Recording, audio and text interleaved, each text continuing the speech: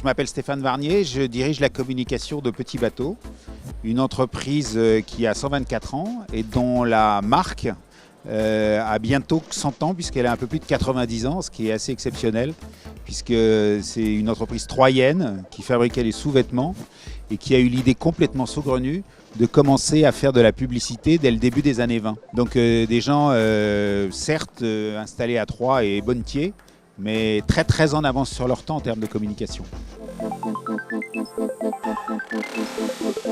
On vient pour y trouver des talents, bien sûr, mais au-delà d'y trouver des talents, Connexion a cette vertu de cristalliser tout ce qui se passe dans nos métiers. Aujourd'hui, tout le monde a une agence de com.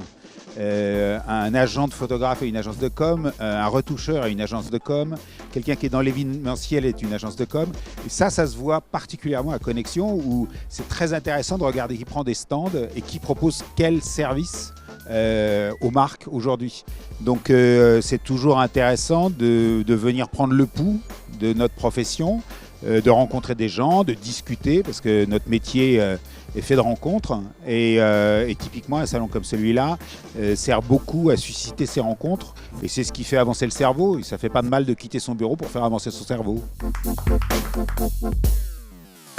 On peut en faire beaucoup de choses, c'est-à-dire quand je dis que ça fait avancer sur des problématiques, sur comment notre profession évolue, parfois c'est des sujets qui avancent de façon un peu souterraine, mais qui en fait ont un effet dont on ne se rend pas compte tout de suite. Parfois c'est comme aller au marché aux puces, on peut y aller 3 week-ends de suite et rien acheter, et puis d'un seul coup on fait une rencontre avec un objet qui va changer votre vie.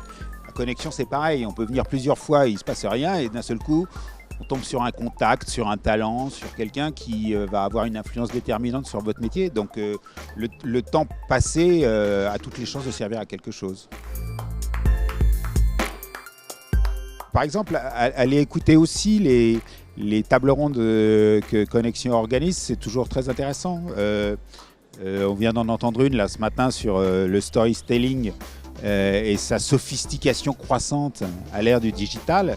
Et effectivement, on a eu de nombreux exemples assez frappants d'un niveau de sophistication de ce storytelling incroyable. Mais ça n'empêche qu'on peut se poser la question de savoir si les clients, si les gens, comme on dit, vont continuer à être passionnés par un storytelling de plus en plus sophistiqué, ou est-ce qu'ils vont s'intéresser à des trucs plus pragmatiques, plus utiles pour eux, des services qu'on peut leur apporter, autre chose que leur raconter des histoires et les entertain.